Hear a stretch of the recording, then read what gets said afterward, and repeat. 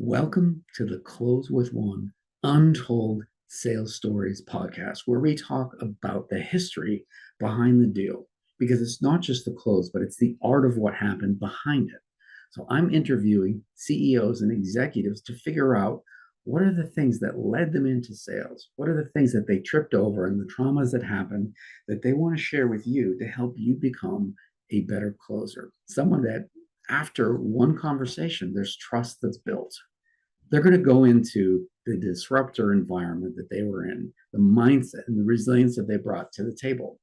I've asked each person to list a foundation or a cause or a purpose, and I'll list that down here. So perhaps it's a QR code, a logo, a landing page. Go check that out. And if you like it, follow them and donate your time or money to this purpose. It creates a bigger, lasting effect of legacy foundations.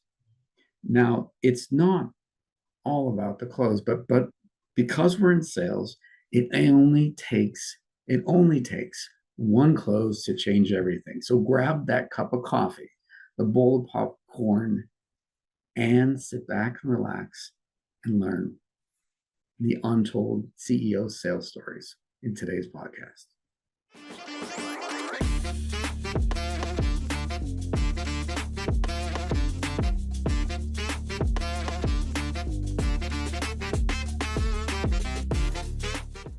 Welcome, everyone, to today's podcast, Close with One, the untold stories from CEOs that talk about how they went through the challenges of sales and meeting new people and having trusted connections at the end of the conversation. Steve Morris is a unique individual that looks at sales from the mechanical engineering and design perspective. He's designed boats in the America's Cup that sail faster than any other boat on the water and trying to figure out the dynamic between air, water, and vessel. That's almost like the sales conversations that we're going in. It's unpredictable, it's changing, and there's a dynamic. And today, Steve shares the insights that he's learned along the way so that human connections can be instant, valuable, and that people sometimes ask, hey, can we work together longer than 2 years? Is that a possibility? Grab an extra cup of coffee, 2 bowls of popcorn. This is something that you're going to want to hear from the beginning to the end. Welcome, Steve. Thank you, Mark. Thanks for having me. This is going to be great. Do you remember those board games like Taboo and Pictionary and other ones where you have a 2 or a 3 minute timer to come up with the answer? That's really what a sales call is. You just have a few minutes to listen to the other person. And if you can answer correctly, that you can serve them genuinely, they flip over the card and they're like, yes, you get the points. Let's work together. And I will join you on the second call. I won't ghost you. And I won't force you to send me 5,220 messages that I'll never read anyway. Yes, if only people said, hey, it's not for me. Thank you very much. And so you'd know, right? You would know. What is that about people where we've grown to a place where we have a hard time saying no, and we want to keep the assumption of friendliness, but wouldn't it be better to say, I don't think we're a fit? It's okay. You don't need to bother reaching out to me again. It's just, it doesn't feel right. Fear of conflict, fear of, I think, experiencing those feelings, having those feelings of, that this isn't a fit and I just need to say no. And people don't want to do that. It's difficult, I think. And then the salesperson is taught to prevent the no and always be closing, and that the rejection is a painful thing.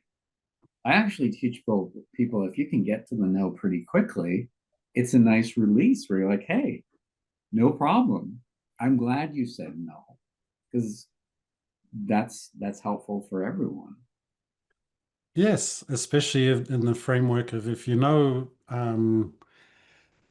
it's going to take you 19 no's to get to one yes. You'd like to get through those 19 as quickly as you can. Let's have at Um, it. That's another no. Chalk it up on my list. I was just talking to a brilliant negotiations guy um, named Mike. And what's interesting about him is he said, I've structured systems so that by the time people get to me, they've already kind of opted into the yes. And he's tried to create all these barriers to even have them get on a call with him. Mm, And he asked me the question, is this the right way to go, or is there another way? And I basically said, if people are thinking about a problem and they think that you are an answer, give them the opportunity of figuring out if there is a fit, because you never know. There might be something that's uncovered through curiosity, through great questions, because they might mm. not know that there's an answer to a problem that they didn't know they even had. So there's a bit, you could be too restrictive and say, I only work with people that are like this, or this personality type, or that income. Too many limits and too many walls can actually prevent us from serving each other. Yes. So I Oh, I know. suggested be open to the possibility that there's other possibilities. Well, there's a lot of coaches out there who say, yes, you can apply to work with me and I'll only take you if, what you're doing is of interest to me. It's kind of like, yeah. And yes, I don't take that approach personally. I'm here to serve somebody who wants it. You and I talked a little bit about the world that you were in before of designing and engineering World Cup, America's Cup style racing boats. Like, Hmm. what was that like to find a way to design something that both handles water and air? And how does that relate to the challenges that we have as people to connect with each other and come from different worlds and then meet together in a way that there is success toward a mark, that you can round the mark and actually win the race together? That's a wonderfully put question, Mark. Hmm. Um, hmm. I think what comes up for me, in this analogy of the sailing boat, and that there's this aspect that I did talk about, which is we're running on this interface and it's a balance. Everything's in balance with the sailing boat, but it's a dynamic balance. And things move backwards and forwards and left and right and up and down, and the forces, around the boat end up, balancing out, right? As the wind blows more, the boat leans over to the writing moment equals the healing moment, and obviously, and we move on and things. And I think that the analogy, then when we extend it to ourselves and to humans, the people we're interacting with, is that dynamic nature about balance, that things move and shift. They don't stay static at a sort of a center point. And I think just even like personally, I know you're asking about teams, but sort of I get a lot of people asking about work-life balance and they don't have it and they want it. Yeah. And I think that there is an image of work-life balances that you're in some sort of serene, yes, the water's calm and everything's beautiful and the sunset and everything like that, and everything's in its place. Um, but I don't think that that's real. I don't think that that's an accurate image to have because I think work-life balance, like a sailing boat, is dynamic. And, one week we're in the business and we're having to put in some hours and we've got that project that we've just got to push through to the finish, right? But then the balance might be the next week is we might take a day off and go hiking in the mountains or something like that. So that things are moving around or getting some, time for working with a group of people to get a problem to be solved and move forward. And that it gets maybe balanced out by some reflection time and going and taking what we'd call a clarity break. Go sit in a coffee shop by yourself with a blank sheet of paper, see what comes up. Balance is a dynamic thing for me, and and I think that's come from my, experience from sailboats, which is all about dynamics. I want to clue into a word that you said there, which is heel. The heel of the boat, or Hmm. being able to heel, is very interesting in that that's the perfect moment where the greatest speed happens. And it reminds me of the reason somebody joins the sales call in the first place. They're looking to have some sort of improvement or healing effect. And they're arriving with pain and they're saying, I'm curious about this. Can you help me? However, if the salesperson jumps into the call and says, I know the way, I know what you need, and here's my slides and here's my demo without even asking for permission, that would you like to see this? Or what would you like to see? If I could show you one thing, what is that one thing that would get you to go, I think we're a fit? Mm.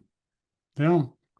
Well, so it's interesting you picked up, the word heel, because in the sailboat sense, I'm using it in terms of like the boat leaning over, right? But you're using it in the sense of I've got an issue that I want to solve, right? But I think that the interesting thing about it to me is, a boat leaning over because of the force of the wind, is kind of like, in some ways, it's the price you have to pay for harnessing the wind to get the drive that moves the boat forward. You can't have drive without, some of the pain, if you like, of that healing and things. And so, I think the when you're in a sales call, yes, you're sort of listening to what the objective is, what the issue is that the prospect would like to have taken care of. Um, but there's probably a bunch of other things associated around it, right? What else is going on in their business? What else is not sort of in balance and they're paying a price for? And then to your point before, it's maybe, through the conversation, there's discovery of something larger or greater or something that can, if we solved it at its root, it takes care of a whole bunch of other things. And so we don't, oftentimes I talk about this with clients, sort of like the things you write down or the stuff that keeps you awake at night tend to be symptoms. But when we can work at root cause, when we get down to the heart of what's going on, and if we could solve it at that level, oh my gosh, can't we end up in such a better place, right? And we can only discover those things through conversation. And I recall in our last conversation, we talked about certain people that are storytellers that can paint the picture of marketing is looking for the people that are actually drowning. And who are those people around us that are drowning that they can point the sails or the boat to and say, these people over here are drowning. And it's a big enough problem that if they drown, there's an issue here and we can solve it better than anyone else. And we can have a strategy to do that. I remember I think we talked about the concept of someone taking a nail and putting it in the wall and hanging a picture. Yes.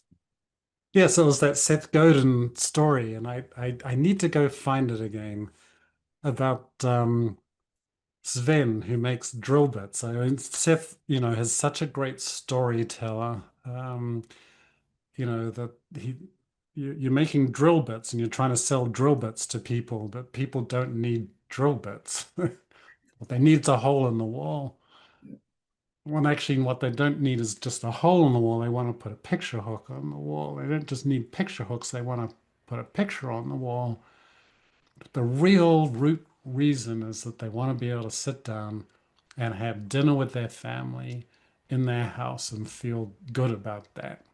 That's the real problem or issue or objective, that's trying to be solved, that ultimately results in Sven selling a drill bit to somebody, right? That's Sven's drill bit marketing issue, is how does he connect to the real need of the client, right? Because it's a bit abstract. And of course, drill bits, are a tool that solves a lot of different problems for a lot of different people, which makes the marketing of drill bits and connecting to the real underlying need difficult.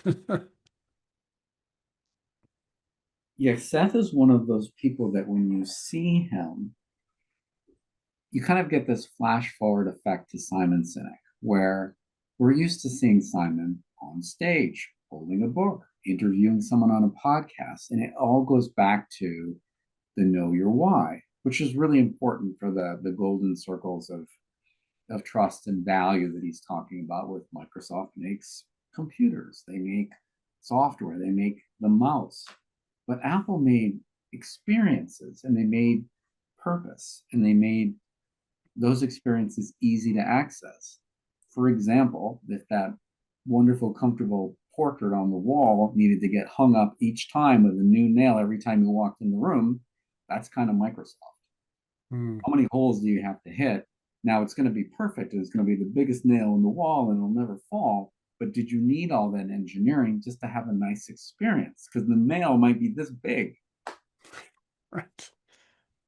Yeah. Uh, and I was thinking recently about things that are design intentional in the beginning, and then they lose their intention from the beginning, like Facebook. When Mark Zuckerberg created that, he said, "This is perfect. We're never going to have any ads. It's going to be a pure platform." Well, now it's different. Hmm. It's a busy, confusing system with lots of ads, and it's turned people off. Well, when OpenAI was created, it was a nonprofit research organization to create AI models for good, and it was really research oriented. Well, at some point, Sam Altman shifted his role, and the company has gone from nonprofit to for profit, and the purpose has changed. Now, the usefulness of the tool is still there. In fact, more people can access it.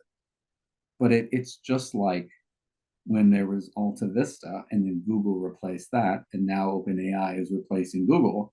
There's going to be something that's going to replace all of that. And when our grandkids are older, then they go, "Oh yeah, I heard about OpenAI. You had to do this. You had to type in what you wanted." They're gonna be like, "You know what? I had to just think about this for a millisecond, and it did it all for me." Like, Hmm. we're gonna be dinosaurs using this stuff, and it's someone's already envisioned a way to replace this. However, in this era, sales is still as hard as it was thousands of years ago. There's a lion in or on the plains, and it's roaring, and the prospect is saying to the 500 reps that are there, which is the safe path? They're going to look at each person and say, "Who do I trust so I don't get eaten by the lion?" Hmm. It hasn't changed, and it won't change. Looking for trust from someone that is a complete stranger is still the process, and that process won't ever change. Well, I think yes. And so yeah, I love that. You're hitting on this um, realization, I think, that yes, the technology, is changing by leaps and bounds. Things are going to come and go for sure. But the human, us as a biological system, um, we haven't changed. And we're certainly not changing that quickly, right? And this is showing up in all sorts of things, which is why, highly palatable, processed food that has been engineered to hit, the right amount of sweet and salt and umami and everything else. And before you know it, you've consumed the entire, 1,000 calories of the bag of chips, and you never, like you lose control because it's got into some, part of your brain that's still looking, for the scarce food on the plains, right? And So I think it's an interesting point that you're, raising, that obviously, that the human connection, the connecting to the prospect, to the prospect's need, all comes down to the internal wiring, and that's not 5xing. I mean, I just listened to this podcast from Jensen Huang, the CEO of NVIDIA, just talking about how they were able, using human engineers and AI engineers together, to 5x the power of their chips in a year, right? Which they've never been able to do before, and that's awesome.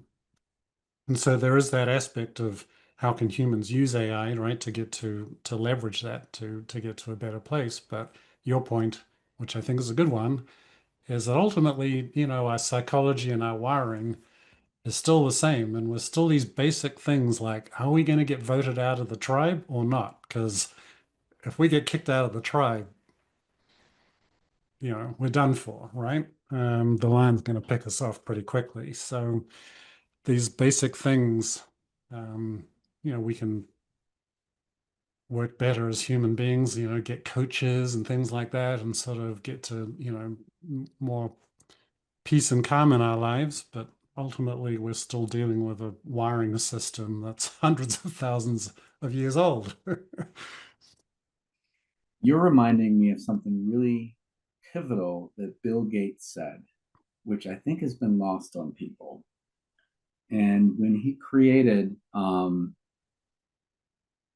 think it was the PS1 and then the PS2, along that way, he made this statement that said, why would anyone need more than, I think it was like 750 megabytes or 750K? I'm trying to remember the number, but it was small. Mhm. And he said, why would a human need any more data than that? And I realized he's right, and here's how. I was working as a product manager against 5 other product managers, and whoever was the best product manager with the best message and the best products, the sales reps would pull out of the bag and feel confident in selling. And each Friday, they would do messages to the team and do trivia questions. And one of the reps, Adam, said, Mark, if you send us anything longer than 30 seconds, an audio file, a video file, or whatever, we're just going to tune out and we'll ignore you. We'll delete it. I said, really? He's like, yeah, I don't have an attention span more than 30 seconds. So get to the point, Mark. Mm. So that made me get to the point, give real value, real insights and curiosity. And then after a while, the sales team said, I like your messages because you sound like one of those radio announcers that creates something important, something interesting with some cadence and some movement. And by the end of it, they feel like, I just heard a story and I know how to take action. So it makes me think today, how many messages do you get on LinkedIn or videos do you see that are overwhelming? And you're like, I'm not even going to read this long sales pitch. Next. Yeah. And you get that doom scrolling experience of there's too much information and there's not $1 million message in there that moves me to take action. Yeah. Yes. And there's so many aspects of this. I feel like, when you talk about, communication, I think there's a huge thing about this concept of enrollment, and, a salesperson trying to perhaps enroll a prospect in what they're doing or selling. But I think, there's an aspect underneath that, which is to be enrolled yourself as the salesperson in what it is that you're selling, because I think you pick up on, like, as human beings, right, when that communication's happening, like if somebody's trying to pitch you something and you're getting that sort of spidey sense that they're not enrolled, they don't believe in what they're selling, then you're like, time to move on, right?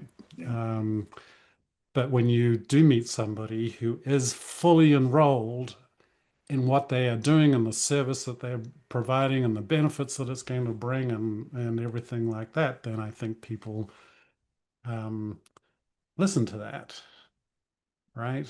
Um, but then, the second point that you're making is that there's there's a lot out there now, and particularly with AI, right? We're getting AI generated messages. There's just more and more of this stuff. So there's this exponential growth in content. I'm in this boat. I'm sure you are, and everybody else is too. I mean, we see these interesting things. You're like, oh, there's an interesting newsletter. I'll subscribe to that. Before you know it, your inbox is full of 20 newsletters. People are doing long form content because they want to get things across. I do it, but no one has time to read 20 long form newsletters. If they do, they may not be in any position to act on any of it anyway, because they might not have a job. But it's sort of like, it's sort of, now we're in this attention. Well, we talked about the attention economy, right? This is when you go back to Facebook and with Facebook's current model, right? And Instagram and LinkedIn and all of them, they're all just trying to get, our attention and keep us on the platform and make us scroll to the next thing instead of going somewhere else. And I think people are getting fatigued by that, right?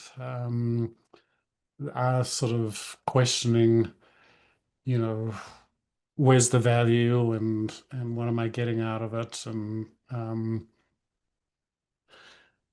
just coming up for me too is sort of this like I tend to get a lot of videos or people say, hey, watch this thing, or maybe I missed a webinar or something like that. And so now I'm finding myself in the habit of watching the replay. And one of the advantages of watching the replay is you can watch it on 1.25 speed. Yes. And now, if you spend your life listening to things on 1.25 speed, then all of a sudden it seems like natural conversations like going pretty slow. And so it's Uh, all getting amped up. yes. There's a pastor that I listen to that he's already amped up to a high level of fervor. And some people don't like that speed that he has as his natural pace. And I've gotten used to it. And when I hear him, I move him to two. Oh my So I gosh. double his pace. And then when he says something really compelling, I hit pause. I'll take a picture of it and then look up the source. So he might make a reference to a movie or something in the Bible. And I'll go, that got me curious. What led up to that concept? Or why is that important? And I'll let it sit. And yesterday, when I was watching the sermon, because I have a men's group that I go to, I was like, my kids missed the service. I missed the service. What is in there that I want them to hear so they don't watch the 40 minutes, but I captured like a minute that I give to them that's Mm. relevant to them, that a kid who's 14 or 16 can relate to. Because this adult stuff in this whole world, our world is different than theirs. And I look for things that connect to them. So I found little bits for each one of them because of their age. And they'll actually watch that. If I give them an hour to watch it, they're going to be like, Dad, I need 8 bowls of popcorn, 4 coffees, and I'm going to be Yes. interrupted by 5,000 texts. So they're not going to watch it. They might tell me they watched it. They'll be like, Dad, that was great. Thanks. Mm. Yeah. Yeah, I don't know. They'll watch the 1 minute, but that's about it. Yeah, so this way, the YouTube Reels, right, and TikTok and all of these sort of things, like getting down to these smaller little bites of information. And just, yeah, it sort of this touches on something we were talking about before, this sort of this rate of change of technology. And I know for those of us who have older parents, who um maybe some of them can use a phone or not, or know how to take a picture, or can send a text, or even send a picture via text. I mean, these things are um, can be challenging, right? If you didn't grow up with this for the last, 75 years of your life, and now there's this thing in your hand, and It's frustrating for them. it's frustrating, right? And I think, but the point is, well, yeah, what's it going to be like in whatever 30 years when I'm that age, right? And my kids are looking at me like whatever thingamajig advice device there is, who knows what it's going to be? Maybe with Elon Musk, we'll have the neural implant, right? And we'll just be fully connected into whatever comes after Chat GPT all the time. And people were talking about like this idea now that like these AI systems will just be on all the time, recording everything about our lives and processing it and giving us advice and doing all of the, getting our dry cleaning done for us and everything like that. But I just, like in 30 years, hmm, we're going to be sitting there like, still listening to a podcast on 1.25 speed while everybody else is like at 2.5 speed because that's how they've grown up by it. And we're going to be feeling out of a little lost. It's funny that you mentioned that speed piece because there's a guy named Peter that I had a privilege of talking to, and Peter is brilliant. He came up with some really incredible technology for sending large, safe files between here and there. Because it used to be that sending large files had concerns about integrity and viruses and other things. And he found a way to transfer information so that there's a handshake between one network and another, and that you don't have issues with packets and security being compromised. And he ended up having legal and patent arguments with Sir Tim Berners-Lee, who's credited with inventing the concept of the digital visual browser that at some point became Mosaic and then Netscape and all these other things that we have. There's brilliant people out there and they speak and think at paces that are far beyond us. And even with I think that it's a crisis of imagination and curiosity that the human is always going to have because it's like sailing. You don't know where the wind is going to go. You're going to keep adapting to where you think the wind is going to go. And you're constantly shifting. AI is just going to look at, well, what's happening in the moment? There's still somebody imagining what's possible. Mm, So we always have the sailor, we always have the captain. Now you could do autopilot and have the captain sleep, and that's fine. That doesn't happen during the storm, like in the movie The Perfect Storm. You're not going to have a computer take over and try to navigate. It's just not going to happen. You need somebody with grit and look at the book behind you, someone with traction that can go, all right, I think I can get us out of this. I've seen this before. Usually we do this. mm. Yes. And I think sort of relying on sort of, our humanity. A couple of different thoughts coming to mind. I mean, firstly, um, my partner is a clinical psychologist, and there's things happening now with these AI tools that people are uploading some of the intellectual property that I use, in my coaching work into a AI tool and saying, here it is. You don't need to hire Steve. It's all here in the tool, right? And there are other people out there, saying, well, I start talking with Chat GPT and it talks back and it's a great friend. And I'm, like I don't need a therapist anymore. I can just talk to AI. And I think her, perspective has been interesting because there's something about, we are mammals, we are human beings, and there is something in the communication when someone is talking and another human being is bearing witness to their pain that is not just at the surface level of the words, but there is communication happening, in other modalities. Listening to somebody having empathy with them and things. And I just, yeah, that's not going to be easily replaced, or at least I hope it isn't, right? We're still human beings. We're still grew up in tribes. And um, so I just think that, yes, these tools, they're good. Maybe they'll get to be truly amazing, as we go forward, but we've still got to come back to human connection as a very real thing.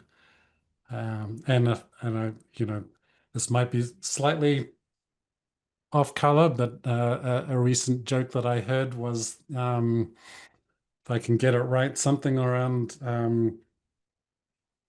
despite all of the advances in AI, it still takes, 9 months and incredible human teamwork to make a baby.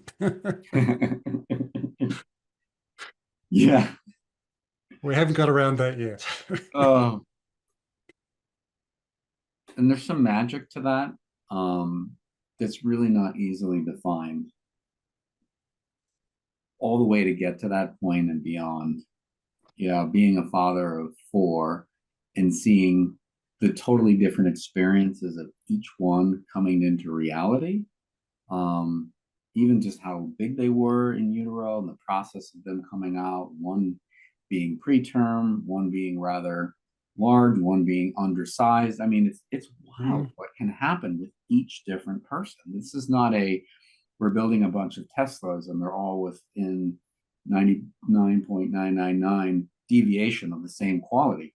That's not how humans are, and they're never going to be that way unless something radically different happens that we probably don't want to have happen, which is selection of an exact output from a DNA perspective that everything is the same, kind of like Star Wars, and you're thinking about the evil empire, everything looks and feels the same. yes, exactly.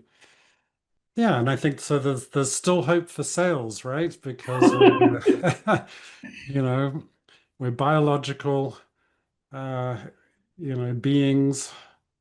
Some would say having a spiritual experience. Or spiritual beings having a biological experience. Sorry, I got that around the wrong way, didn't I? But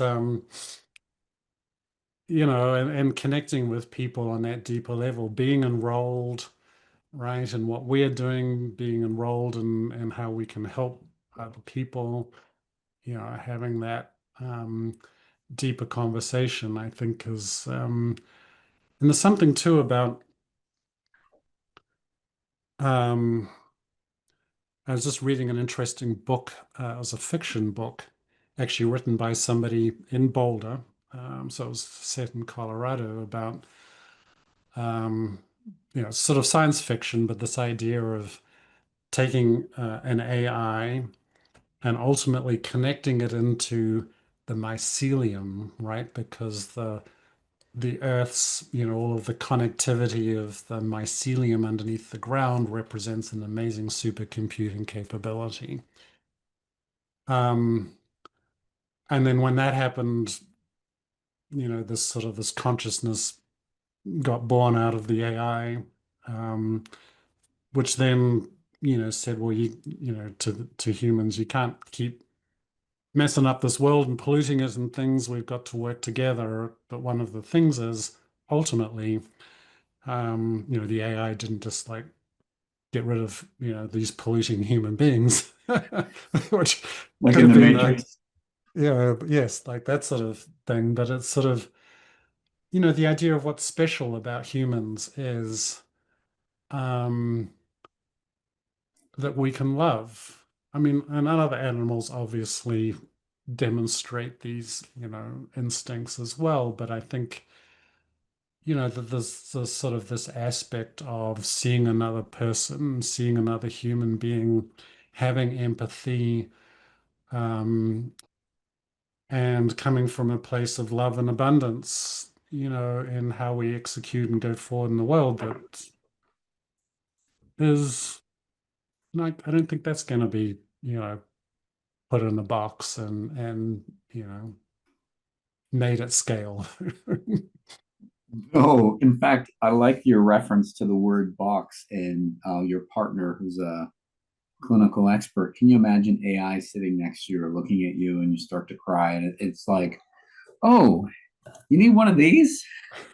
It's like, it fumbles and grabs it and throws it at you. Or even if it hands it nicely, are you really going to feel like bonding and it understands you? It might just say, well, that moment sucks. Would you like another tissue? Like, come Mm, on. yes. It's not going to feel real because the machine never knows where you are in the spectrum and the flow of emotions. You might have already moved beyond it and you're done feeling sad about it. And now you're embarrassed or angry or remorseful. Like the flow and the change of our emotions is not as predictable as one might think because we all have our own unique experience. And if you create a model that says everyone that's instantly sad about this one thing, they're going to move to this next. Maybe. And yes, we have a 12-step program to get rid of sobriety or to create sobriety and things like that. But the step between one and two of each of those programs, they're all quite different for each person. And I don't know, humans are just different. Yeah, and the fascinating thing, yes, and in the work that I do is because I work with leadership teams as well, and so one of the things is, okay, I've got a group of individuals around the table, and they're showing up with whatever's going on in their lives. The car broke down yesterday. They're worrying about that, and got to go talk to the principal at school about Johnny, and all of these things, right, in the back of their minds. But they're showing up at the leadership team in the business, and then so I'm looking at a group of individuals, but the group of individuals is coming together, and the group itself, like the team, is also an entity which contains the energy of all of the individuals around the table. And it's not something that, I can see it, right, from the aspect of I'm a, coach and facilitator, and this is what I do. So I can see the team. Um, but there's nothing that a video camera is going to watch and see, right? Yeah. And pick up and sort of to understand even those dynamics of their individuals, and then the team is an entity within itself as well.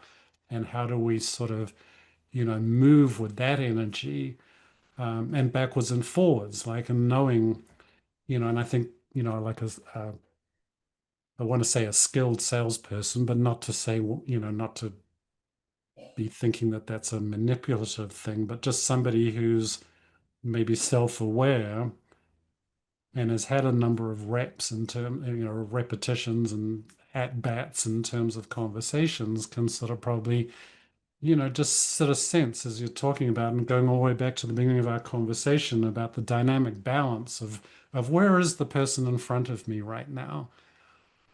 Where is their momentum? And I think Sandler sort of talks about this in Sandler's sales training, right? This sort of the momentum. Like if you push towards a prospect, their inclination is to pull back and away. So, some techniques that people use are to pull away so that you get the prospect moving towards you, right? It's sort of like these subtle things of shifting the dynamics and shifting the momentum of an interaction. It's fascinating stuff. It is. And there's this concept of nature doesn't like to have a vacuum and things go from chaos and stability to entropy or the other way.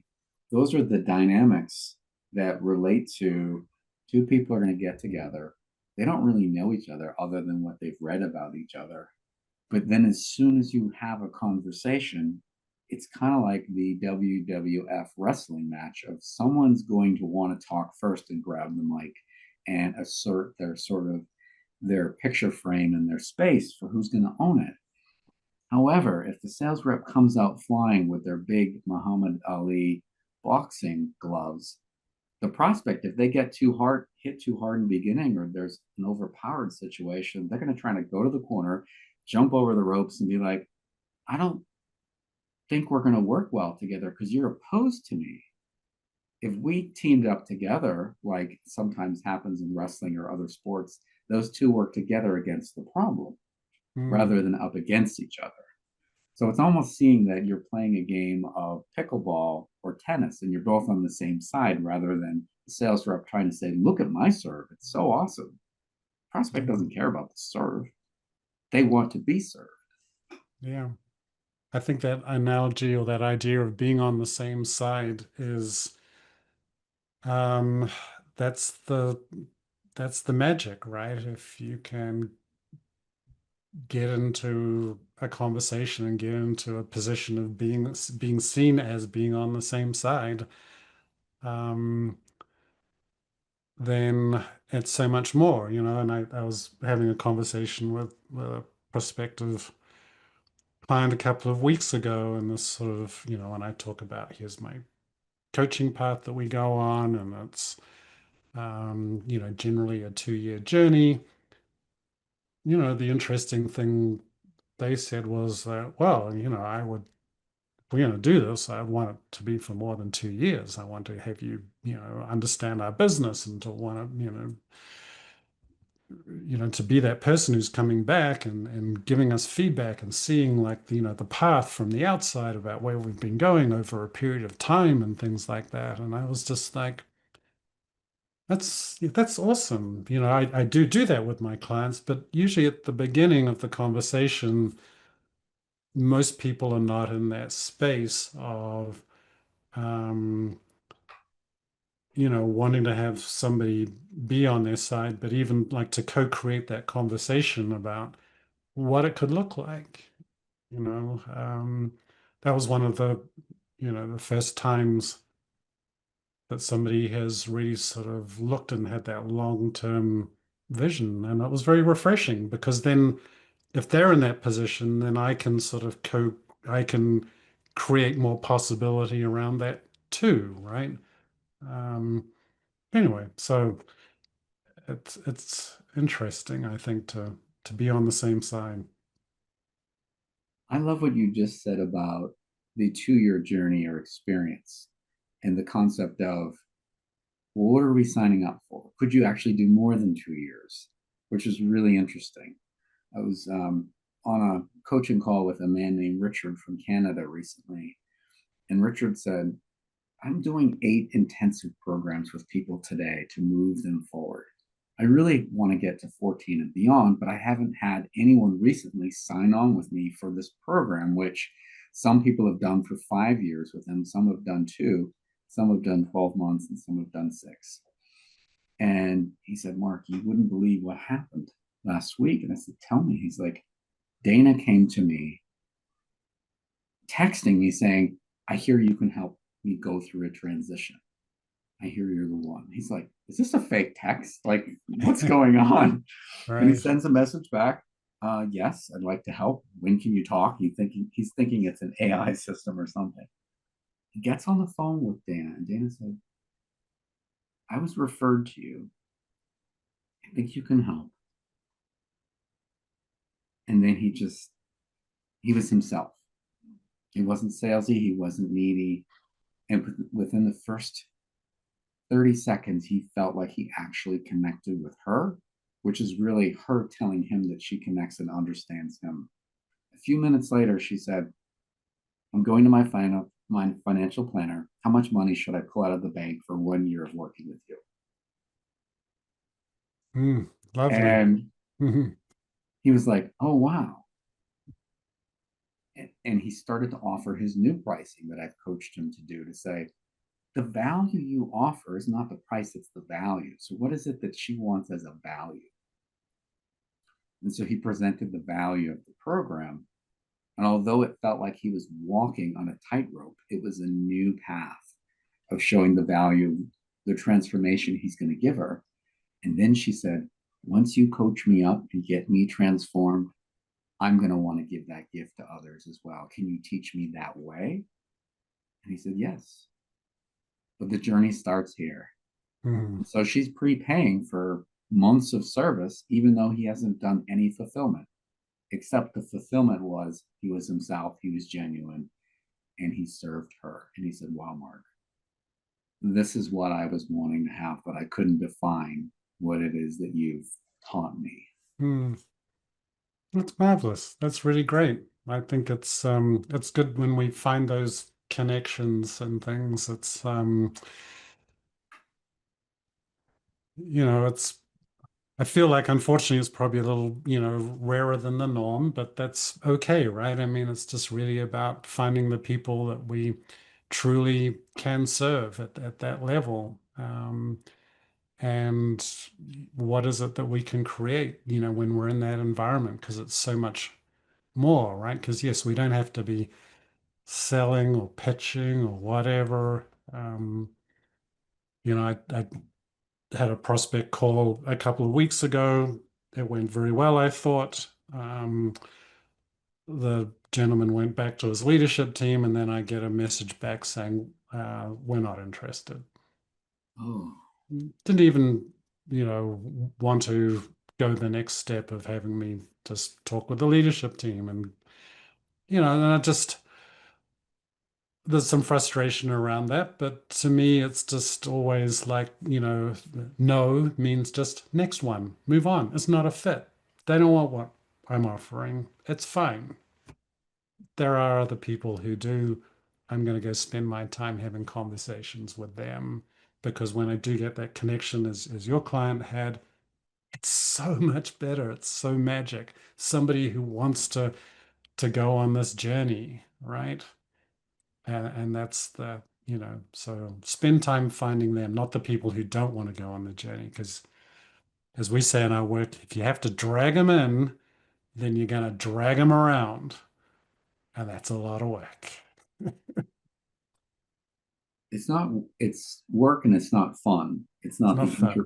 It's not Mm. the interplay too of, we talked about magnetism and opposing forces. It's almost like when you've got, I forget what this is called in terms of a proton and a neutron sort of just rotating around and in harmony, but it's like there's balance there, and one motion just kind of drives the other. And that's actually pretty exciting when people feel like there's a vibe and a connection. And I liken that to a lack of attachment, where you just detach from the result and you're Mm. there, but you're not going to go so far that you're going to try to grab that person through the screen and say, here's my contract, sign it, and it's 20% off, but only today. It's like, no, you can't capture them. They're the fish that wants to go on the hook, and they want the bait and they want to get in the boat, but they could jump off. They have the ability to just go back in the water, but they came into the boat because they liked where the boat was going and they temporarily didn't want to be in the water. Mm. At some point, they'll jump back out, but temporarily, they want to be with you. Yeah. And that's okay, right? I mean, it's just we all do this, right? We're wanting to go that next stage of the journey. We find somebody, a guide for that next stage. We'll get to that point, and then we'll decide where we want to go to next. And we probably might need a different guide because it's different territory, and that's okay. What's the territory that you would want people to contribute to or be aware of as a purpose? If there was like a nonprofit or foundation that you particularly like, um, to participate in or donate to, or people could donate to in your name for people that are watching, I could pop up a text landing page or something that this is an organization you care about serving. Hmm, good question. There's two or three sort of areas that I really love and am fascinated in. But one of the things I think that's, particularly important is food, right? And, healthy food, because I think, you get pretty sick eating the stuff out of the middle of the supermarket shelves. So, Slow Food Denver is an organization that is working very hard to um, bring food in from farms into food deserts and also really look at what is high quality food. Um, their one of their taglines is slow the fork down. Just slow it down, right? Yeah. Stop the fast food stuff and get to slow food. Get back to proper nutrition, feed your mitochondria, and and get to a healthier place. And so I really admire the work that they're doing. They're in Denver. They're also in a bunch of other cities, but there's a whole nationwide network of the Slow Food Network. But Slow Food Denver does great work here. Thank you, Steve, for sharing everything that you did today and all of those stories from the trenches of what it's been like for you to go from where you were to where you are today. I love every minute with you. Thank you very much, Mark. It's been a great conversation. You think deeply about things, and then that creates, allows us to co-create a wonderful conversation at a deeper level. And I appreciate that.